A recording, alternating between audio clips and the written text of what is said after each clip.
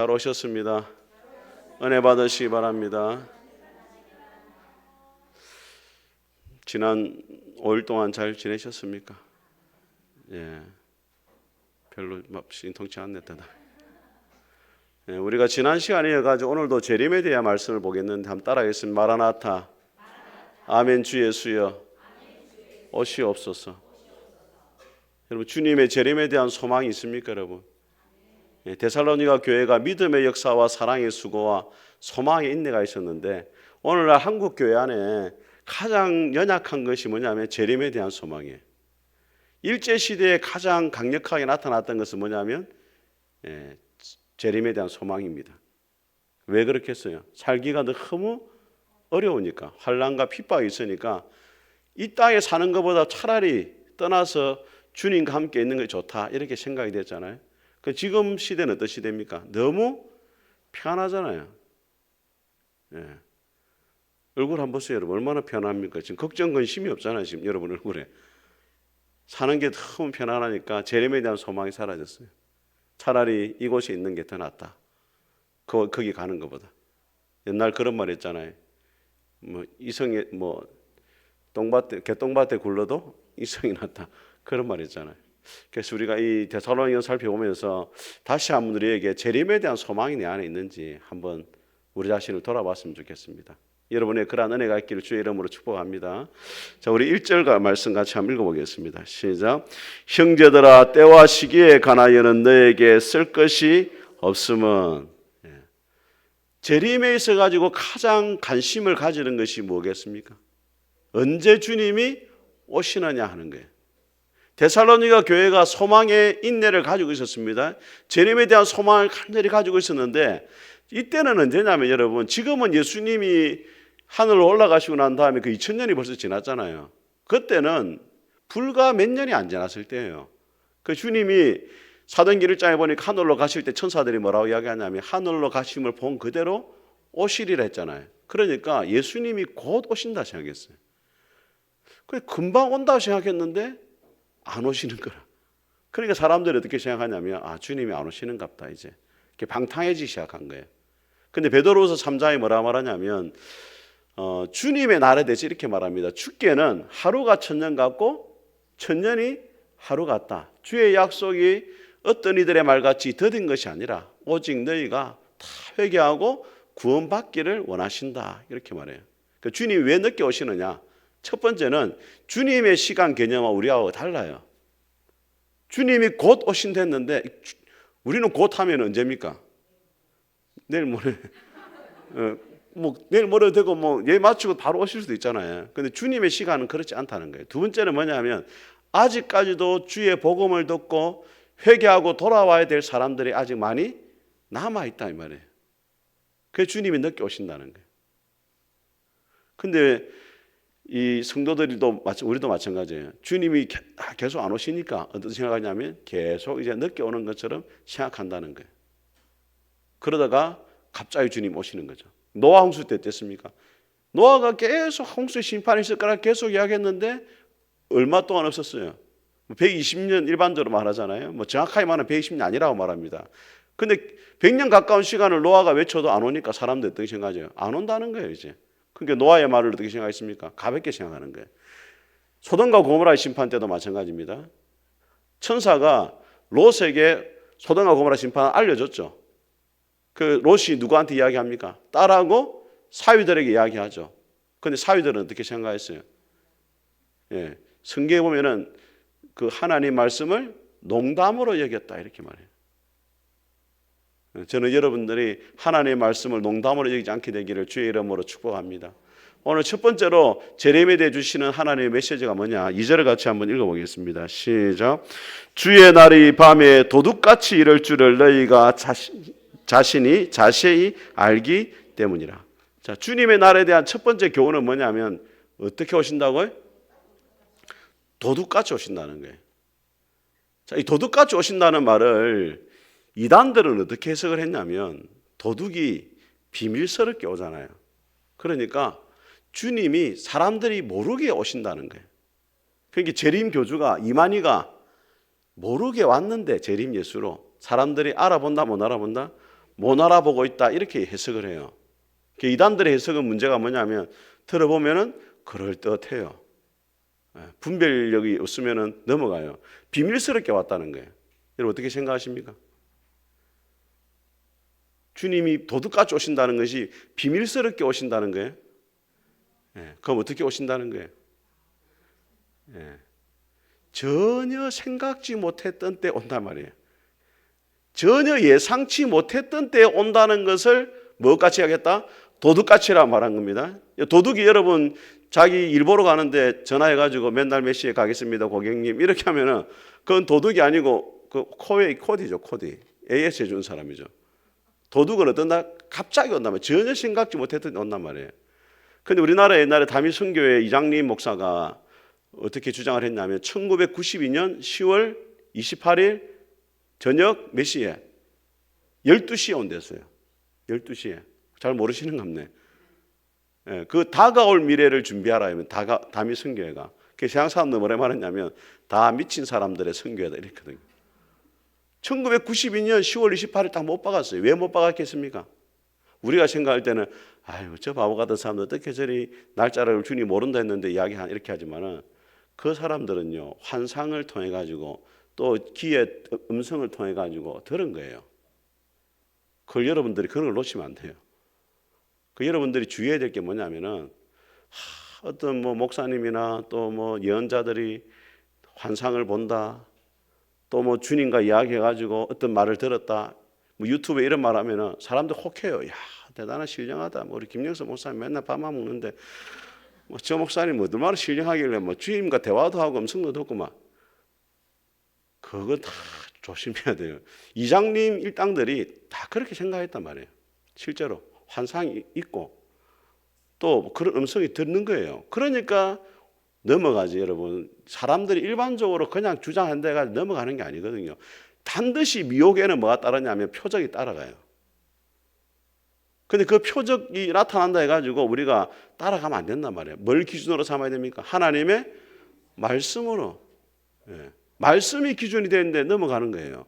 그래가지고 여러분 그날 1992년 10월 28일 12시에 주님이 재림한다 해가지고 MBC 방송국하고 전부 다 막 그 교회로 모였어요. 진짜 사람들이 사라지는가 안 사라지는가. 그러니까 교인들이 모여서 찬송하고 예배 드리고 막 기도하고 막 부목사님 나와 찬양도 하고 막 그 밖에 방송국 있고 12시가 딱 됐어요. 그리고 아무 일도 없었다. 근데 놀라운 거는 이장림 씨가 그 10월 28일 전에 9월 20일인가 구속됐어요. 왜 구속됐겠습니까? 제명이 뭐냐? 사기죄예요. 사기죄가 성립이 되려면 이 사람이 거짓말했다는 게 증명이 돼야 되잖아요. 그럼 증명이 뭐냐? 자기 통장 안에 들어와 있는 돈이 32억이었습니다. 그 후원금을 받은 게. 예? 후원 좀 하세요, 여러분. 저 통장으로. 32억이 들어와 있단 말이야. 근데 더 심각한 문제. 이거 가지고는 뭐 거의 뭐 사기죄가 안 되잖아요. 후원 안 거니까. 근데 그 환매 조건부 채권이라고 은행에서 채권을 발행을 해요. 그러면 다음에 그 채권을 다시 사들이는 거예요. 그 사들이는 날짜가 만기 날짜가 언제냐면 93년 5월 22일이었어요. 집에서 발견된 게. 그 자기는 92년 10월 달에 주님 오신다 놓고 자기 채권은 몇 월 달 거? 93년도 채권을 들고 있단 말이에요. 그러니까 이게 뭐예요? 사기죄가 성립돼야 안 돼요. 성립된단 말이에요. 그 경찰이 수사를 하니까 뭐라 말했냐면 주님은 공중 재림한 다음에 몇 년 환란 들어갑니까? 7년 대환란에 들어가잖아요. 자기는 7년 대환란에 순교할 사명을 받았기 때문에 활동비로 이렇게 가지고 있습니다. 이렇게 이야기를 했어요. 그런데 감옥에 갇혔단 말이에요. 그래가지고 간수가 1992년 10월 28일 날 이 이장님을 살펴봤어요. 예? 만약 주님 재림 안 하면 막 자기 잘못하니까 자살할 수도 있잖아요. 11시에 잤어요, 이 사람이. 밥 먹고 잤어요. 12시까지는 기다렸다 자면 그래도 조금 양심은 있는 사람인데 11시에 자버렸다니까. 교도관이 기겁을 해버렸어요. 그러니까 완전 사기. 예. 여러분 조심하셔야 돼요. 지금 예수님이 곧 재림한다고 말한 사람들이 여호와 증인들은 4번이나 했습니다. 4번. 자기들 4번이나 날짜를 정해가지고 온다 했는데 다 거짓말이었어요. 주님이 기분 나빠서 안 와요. 주님도 주님의 영역인데 날짜 이게 자기들이 정해놓고 오라 이러면 주님이 가고 싶겠어요? 안 가고 싶지. 자, 근데 여기서 우리 기억해야 될 게 뭐냐면 주님의 재림에 대해서 성경에 징조가 있다잖아요.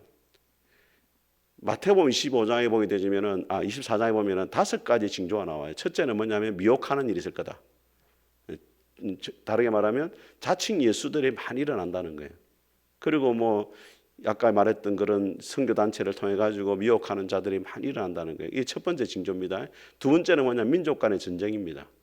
뭐 우크라이나와 뭐 또 러시아 이런 전쟁들이 많이 일어난다는 거예요. 세 번째는 뭐냐면 기근과 지진이에요. 네 번째는 박해입니다.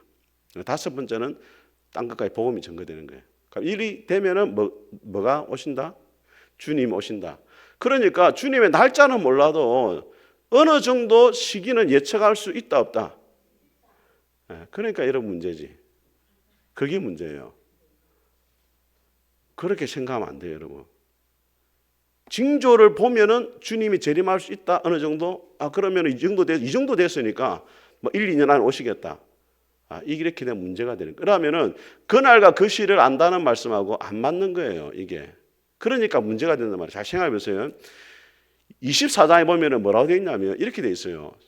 예수님이 제자들이 이렇게 말해요. 이 성전이 어떻습니까? 물어보고 예수님이 돌 위에 돌 하나 남기야 다 무너질 것이다. 그러면은 성전이 무너진다는 제자들이 뭔 생각했냐면 세상 끝이라 생각했거든요. 그럼 세상 끝에 무슨 일이 있겠습니까? 하니까 24장이 쫙 나온다고요. 그 제자들 마음이 어떠냐면 성전이 무너지는 날이 종말에 생겼어요. 근데 AD 70년에 예루살렘이 멸망하면 성전이 무너지거든요. 그럼 그때 당시 예루살렘 인구가 몇 만이냐? 270만이에요. 110만 명이 죽었어요. 270만 명. 절반이 죽어, 절반이 거의.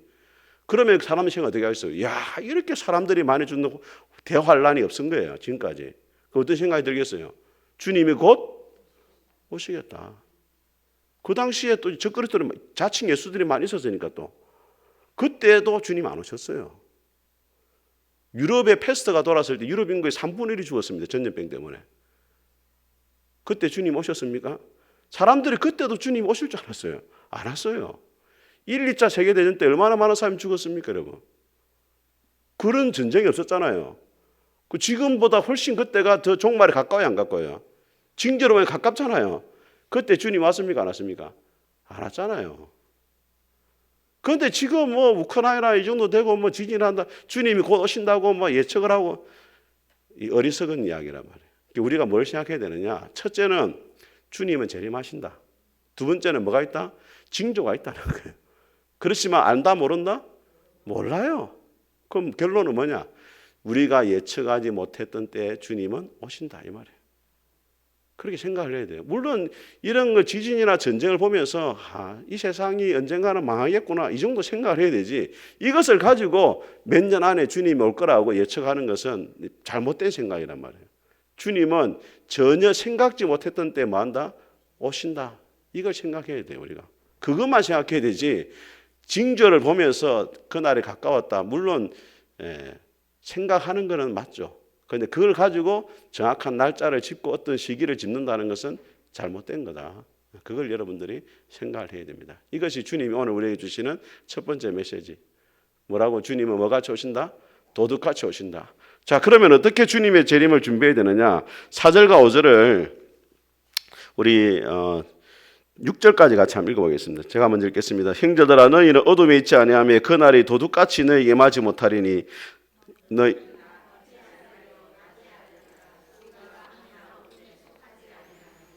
자, 6절 같이 읽겠습니다. 시작. 그러므로 우리는 다른 이들과 같이 자지 말고 오직 깨어 정신을 차릴지. 자, 따라합니다. 정신을 차리자.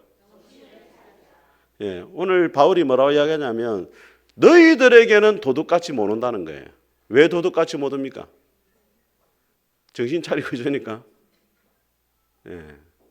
어느 목사님이 뭐 저기 동남병원에 가서 레크레이션 인도하면서 자 정신 차리고 이랬다가 시끄부터 정신을 차린다, 깨어 있는다 이렇게 말하잖아요. 그럼 깨어 있는다는 게 뭡니까, 여러분? 자, 바울이 지금 저들은 어둠에 있는 사람들은 주님의 재림을 전혀 생각을 못 하니까 주님이 도둑같이 오시면은 준비가 안 돼 있잖아요. 그런데 여러분 생각해 보세요. 밤에 불 다 켜놓고 현관문에 딱 기다리고 있는 거예요. 그럼 도둑이 제대로 올 수가 있어요, 없어요? 없죠. 오더라도 준비가 되어 있으니까 괜찮잖아요. 그럼 여기서 깨어 있는다는 말이 뭐냐? 여러분, 그 열처녀의 비유에 있어 가지고 신랑을 다 기다렸잖아요. 10명의 처녀가, 그죠? 근데 누가 잤습니까? 슬기로운 처녀가 잤어요? 어리석은 처녀가 잤어요? 다 잤죠. 야, 안 속네. 몇 년 자고 있다 보니까 눈치가 있어가지고.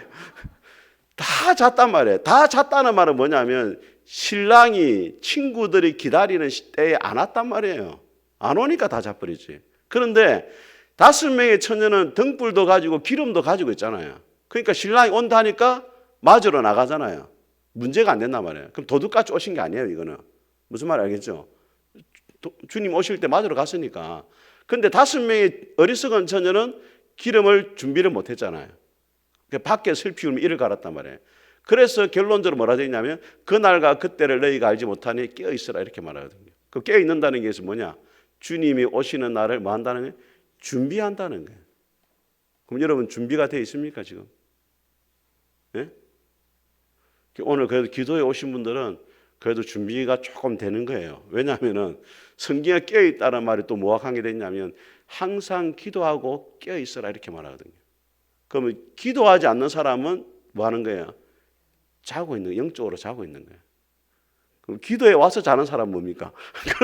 그거는 좀 문제가 있는 거죠. 예. 기도에 와서 자면 안 돼요. 그러니까 기도에 와서 눈을 부릅뜨고 지금 잠을 안 자야지. 예. 깨어 있다는 것은 준비가 돼야 되고 기도에만은 승리하고 있다 이 말이에요. 여러분 우리 한국 교회가 얼마나 우리 선배들이 대단한 사람이냐. 새벽 기도를 왜 만들었겠어요? 미국에는 새벽 기도가 없어요. 유럽에는. 그 새벽 기도 왜 만들었어요? 우리 한국 교회가. 농사 짓는데 너무 바쁘다 보니까 시간이 없으니까 언제만 기도할 시간이 있어요? 그러니까 새벽 기도가 만들어진 거예요. 이해가 되십니까, 여러분? 유럽에는 시간이 많잖아요, 자기들은. 네? 자기들 시간 많아요, 자기들은. 그러니까 새벽 기도 할 필요가 없지만 우리 선배들은 아침에 일어나고 농사 지러 가야 되거든. 그러니까 그 바쁜 시간에 그래도 기도할 시간이 새벽밖에 없으니까 기도한 거예요. 이 저녁 기도도 마찬가지예요. 기도할 시간이 언제밖에 없어요? 저녁밖에 없으니까 만든 거예요. 여러분들 기도에 승리할 수 있길 주의 이름으로 축복합니다. 예. 두 번째로 영적 무장을 해야 됩니다. 자, 우리 8절에서 우리 9절까지 같이 한번 8절 먼저 읽어보겠습니다. 시작.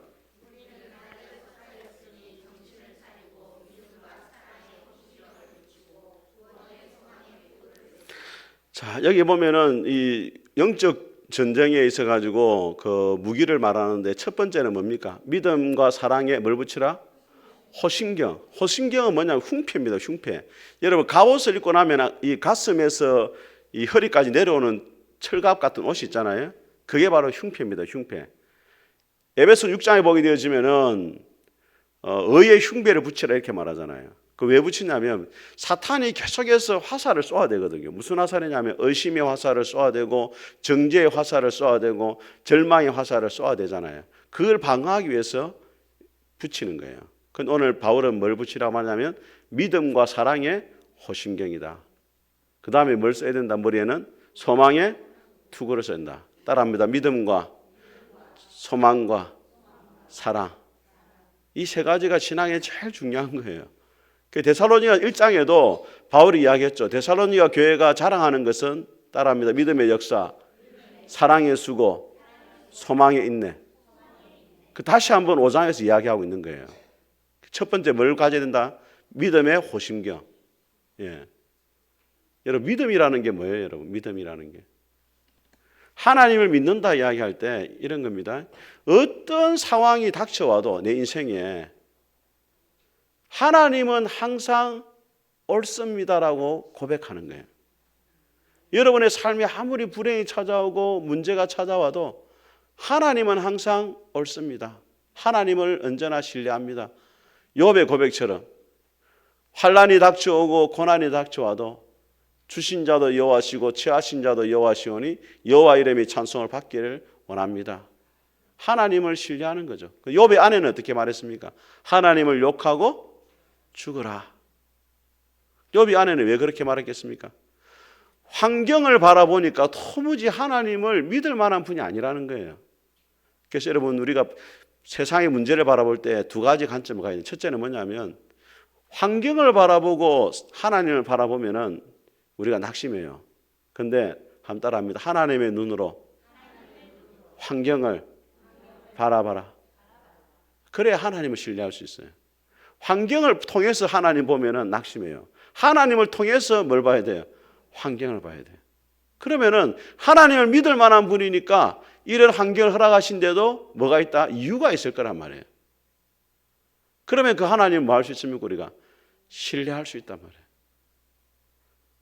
오늘 제가 오기 전에 우리 김치현 선교사님 사모님하고 잠시 통화를 했습니다.